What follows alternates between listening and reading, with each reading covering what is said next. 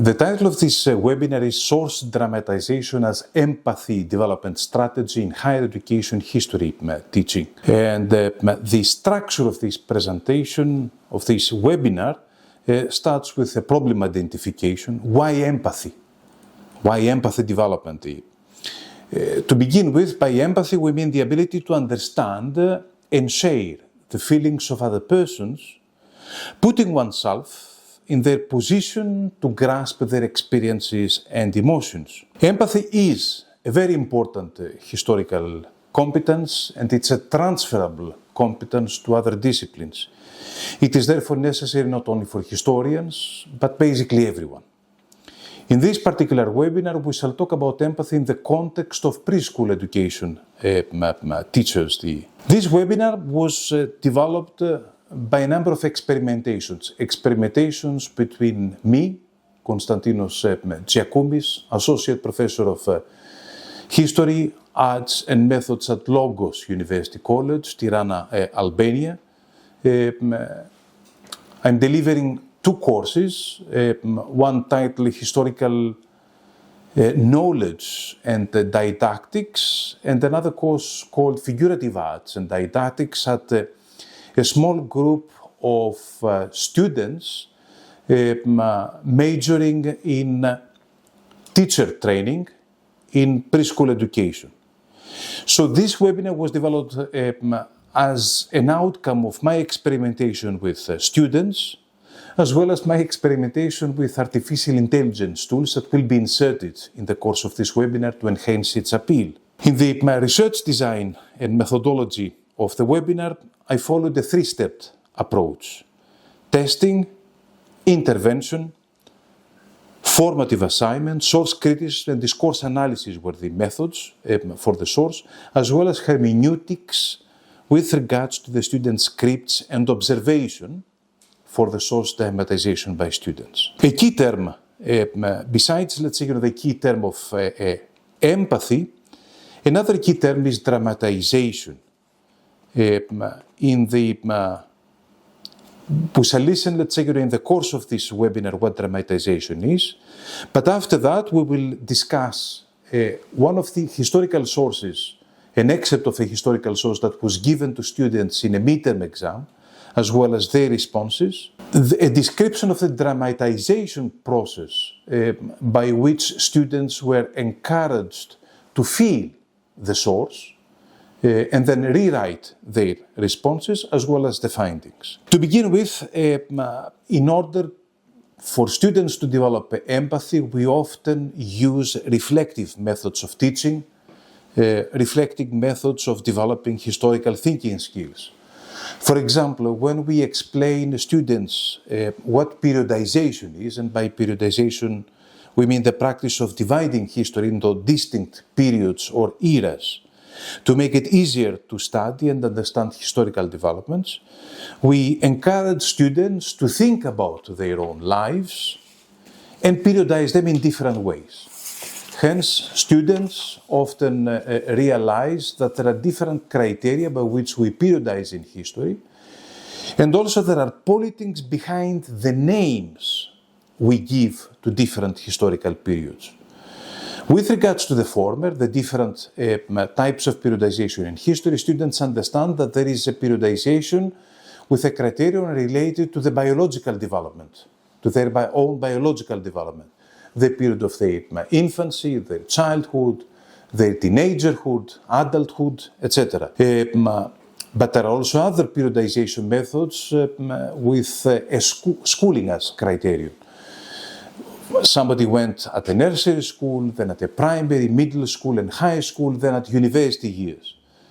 Students also understand, by thinking periodization in terms of their own periods, their own personal lives, that periodization can often be an outcome of dividing history into smaller periods on the basis of some very important events. There are married students or students who are married and also have children who understand that their life before marriage and before giving birth to children was different to their lives after that, and therefore they could divide their personal lives according to important events that happened in their lives. Others who have lived for a portion of their lives abroad, they understand that a periodization could take place on the basis of where they lived. So, connecting a certain historical concept to personal experience is one of the ways by which we try to utilize empathy for the purpose of constructing historical knowledge and understanding. So, by teaching historical periodization through a reflective approach, students can gain a deeper understanding of how history is organized and analyzed. This method not only helps in mastering the concept, but also encourages students to apply historical thinking to their own lives, fostering a more personal and engaging learning experience. In the next module of this webinar, we shall explain in some more detail the two key terms of this particular webinar: empathy as well as dramatization. For the purpose of explaining this term, I made an experimentation with artificial intelligence. The person you are to see is simply an avatar.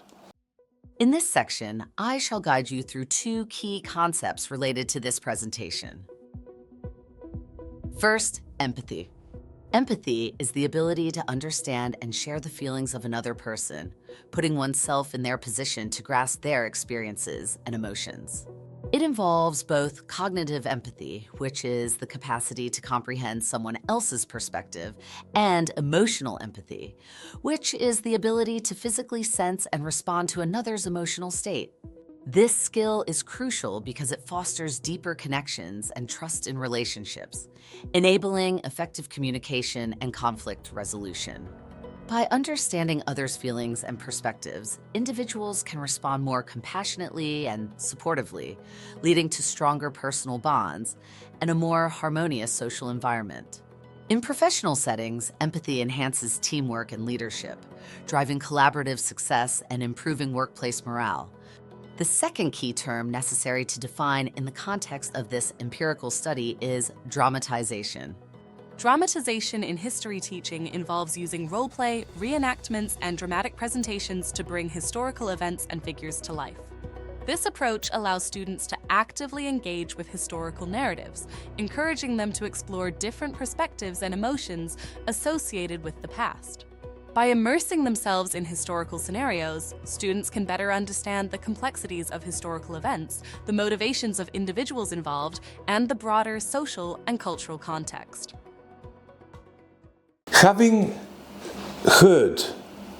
defined the two key terms of this webinar, empathy and dramatization, I shall now go into describing the test that I administered with a total of 8 students majoring in teacher training preschool education, sophomore students, second year students at Logos University College. One of the questions in their exam, they were given a brief source extracted from the Central Archives of the State in Tirana, Albania, Fond 65, Dossier 67, Folio 10R, Recto.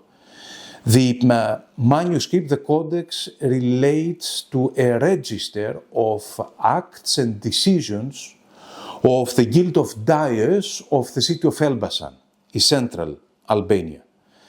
And I isolated a very brief extract relating to a decision that the Administrative Council of the Guild of Dyers of Elbasan made with regards to the testing fees of candidate masters. The source reads, "Here we note that when the children of the masters get tested, they have to pay a fee of 1 kurush, 2 okas of raki, and 10 akchet to the district chief, while apprentices whose fathers are not dyers must pay a testing fee of 500 akchet, 2 okas of raki, and 10 akchet to the district chief. May these be in record for memory, and so that they remain unchangeable." A note here, a kurush, an Ottoman coin mentioned in the source. In 1739, the source dates around 1745. 6 years earlier, according to another historical source, 1 kurush was equal to 150 akchet, and therefore the testing fee of the children of masters who were not dyers had to pay almost 3 times the testing fee of the children of masters who were dyers in the Guild of Elbasan. On the basis of this source, students were asked a two-pronged question. One, what does the source tell us about the organization of the guild? And second, what does the source tell us about the membership of the guild? The expected answer was that students, on the basis of this particular source, would understand that the guild did have an administrative council who made decisions of the sort. It did appoint a group of testers. It did have a secretary that kept the minutes of decisions as well as the testing procedures and results. Apparently, the group of testers were not the entire members of the guild. So what was left, the remaining, let's say, masters, was another group that represented, and of course there were journeymen and the other, let's say, ranks of apprentices. So what was expected from students was to understand that the guild had a hierarchical organization with an administrative council at the top. Then in this particular context, a group of testers, those who were members of the administrative council and secretaries, the masters, that was the broadest, let's say, class, and all those apprentices or interns who were at the lowest scale of the hierarchy of the guild. With regards to membership, the differentiation between the testing fees of children who were sons of dyer masters and everyone else, the children who were not offsprings of dyers had to pay almost 3 times the testing fee of children who were the sons of dyers, indicates that membership in the guild favored offsprings of the families of guild members, as is known also in other cases. Students overall, let's say, did not perform very well. So in this particular section, I will present samples of students' responses to the questions above. The first of the samples pertains to answers delivered in the course of a midterm assessment. As will be shown, none of the categories of student responses selected and presented here, that is a failing response, a borderline pass response, and a moderate response.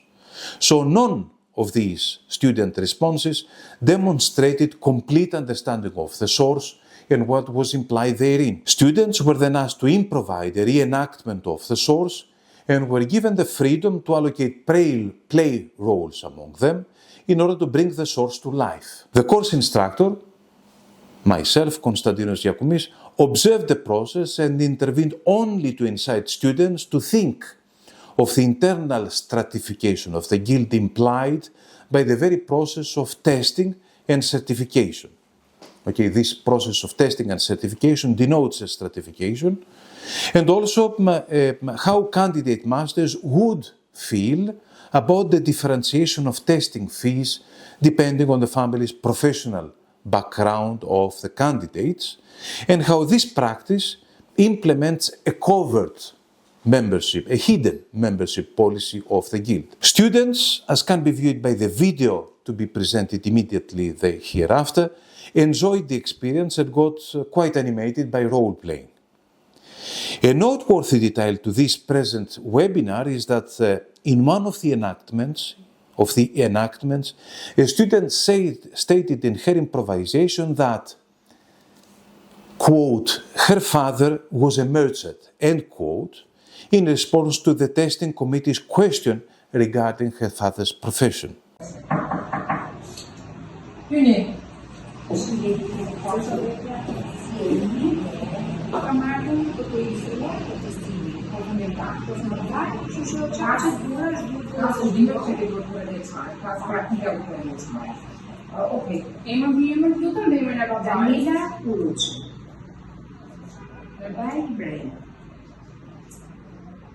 Ju donirame kë e punuar. Unë kam punuar me ustaj më të mirë, të llaçit, të tullës, të patimimit, të stukimit, të zgjukimit. Tash do të kesh. Okej. Juve babai juaj? Tregtar. Me të klipin e babajin këtu si neve vojaxhit. Kështu që me që ti se ke babajin vojaxhit, ke një tarif më të madhe, zgëfan, tarifosh pak.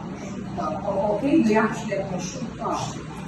Do japësh 2 shishe raki, në vojaxhit, edhe do japësh edhe 500 akshe për profesionin, për shkollën, edhe 10 akshe për policin që në arruarën. Edhe një vjetë për policin. Jeni shumë okej. Do uroj suksesa. Tani shama e fiton. Me që ke punu me Kostën, e ke marrë, okej. Dhe do e veri në pashë. Kandidati për vojaxhi hajde. Si, përshëndetje. Unë kam marrë të regjistruar për testimin. Ke praktikuar mirë, ndjeshje, gatshme për të bërë vojaxhi? Okej, më mirë. Kemi babai. Që do t'japim dëshminë përfundimtare, babai ku punon? Tregtar. Do me thënë babai jot nuk është në profesion këto, kështu që i vit të japësh diçka më tepër, të japësh një tarif më të madh, me që babai yt është. Do japësh 2 shishe të rakis, do japësh 500 akshe, edhe do japësh edhe një djece të vogël për policin e zonës. Është një shumë. Tani, juve nxënës e ty keni qenë? Nxënës e Konstantinos. Gjithë posta nga përgatitur. Shumë se Shqipëria do ketë vojaxhi me shumë. Okej, përgatitur për testin. Atëherë merrni dëshmi përfundimtare nga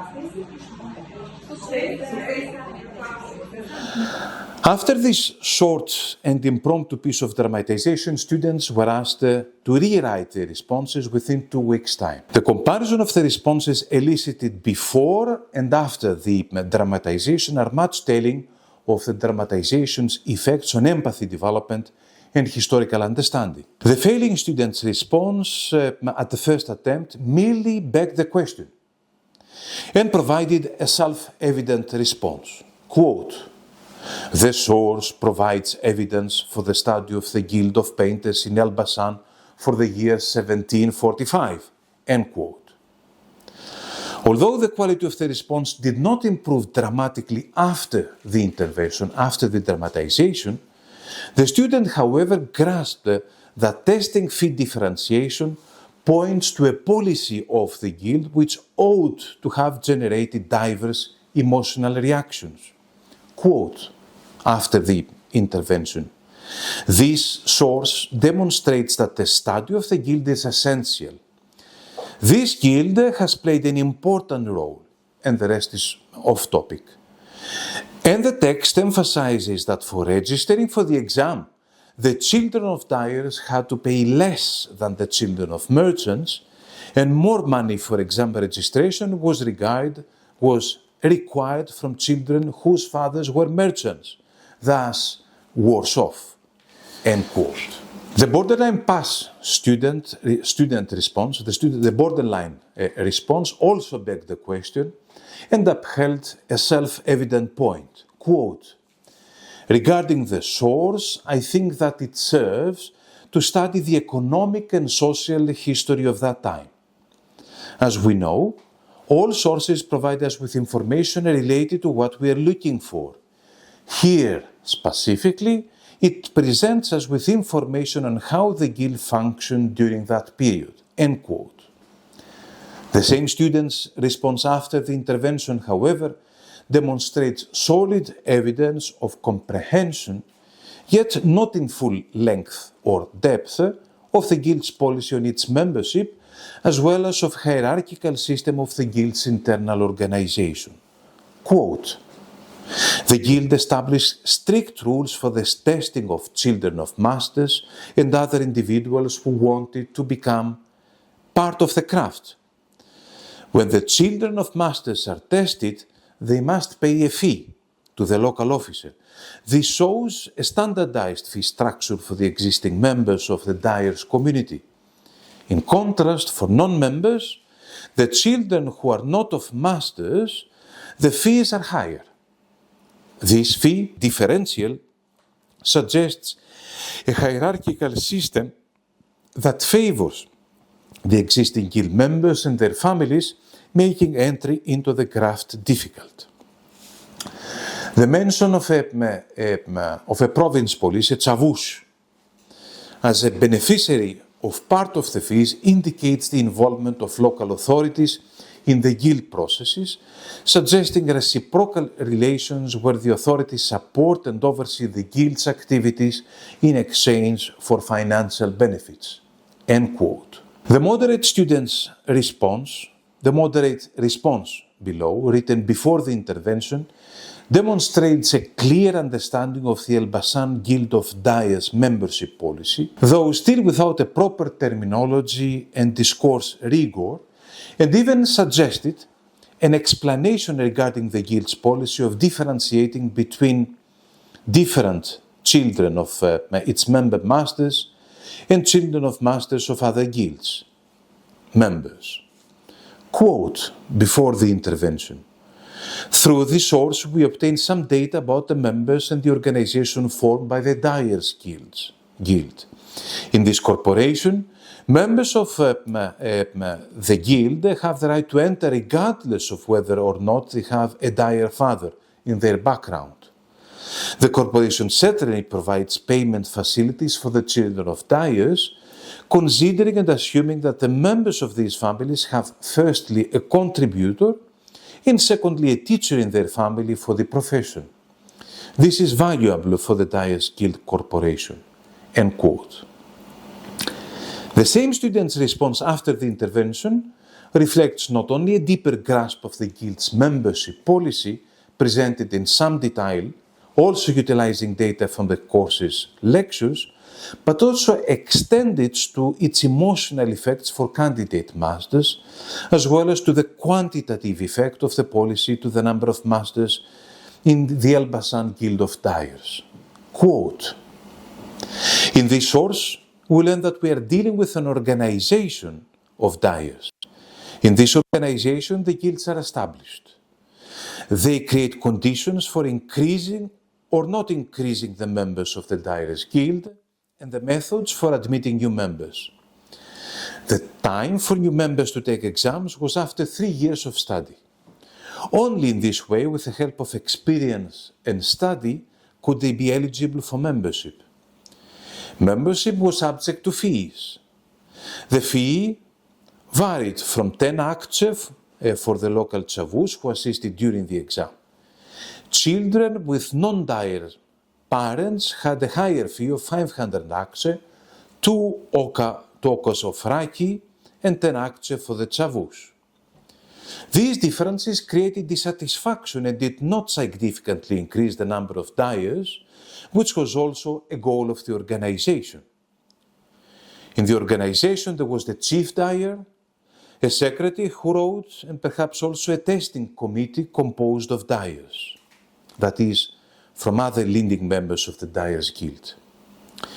Membership included thereafter the apprentice, Kalfa, in the terminology, a candidate for master, journeymen and assistants, end quote. The same student now has not only utilized the play roles allocation to unlock the hierarchical organization of the guild, but also in doing so, the student formulated, yet not exhaustively, some of the social classes that can be observed in the guild. The improvement of quality of student answers after the source impromptu dramatization can certainly be credited to the active engagement of students in experiencing the source, thereby developing a reflective and empathetic understanding of its content. While critics may suggest that the improvement observed after the intervention should also be attributed to the time interval and reflection between the first and the second assessment, there is a single piece of evidence that demonstrates beyond shadow of doubt the role of dramatization in empathetically assimilating evidence, in empathetically assimilating overt and covert knowledge contained in a primary source. Although the given source makes no mention of a merchant, the mention of a merchant during the enactment improvisation created such a lasting effect for this very student as to repeat this in the second assignment. In what follows, a video created through artificial intelligence technologies such as Lumen 5, we shall look into a summary of this webinar. Thank you for following. How can dramatization impact student understanding? Let's explore a study where students reenacted historical scenarios to deepen their comprehension. Initially, students struggled with understanding the source material. Their responses were often vague and lacked depth, failing to grasp the nuances of the Guild's policies and emotional implications. Students were then asked to improvise a reenactment of the source material. They allocated roles and brought the historical context to life, which made the experience engaging and animated. After the dramatization, students rewrote their responses. The failing student now recognized the emotional impact of fee differentiation. The borderline pass student demonstrated a better grasp of the Guild's hierarchical system. The moderate student provided a detailed analysis, including emotional and quantitative effects. The dramatization significantly improved student understanding and empathy. Critics might argue that time and reflection played a role, but the lasting impact of the dramatization, evidenced by specific details in student responses, underscores its effectiveness.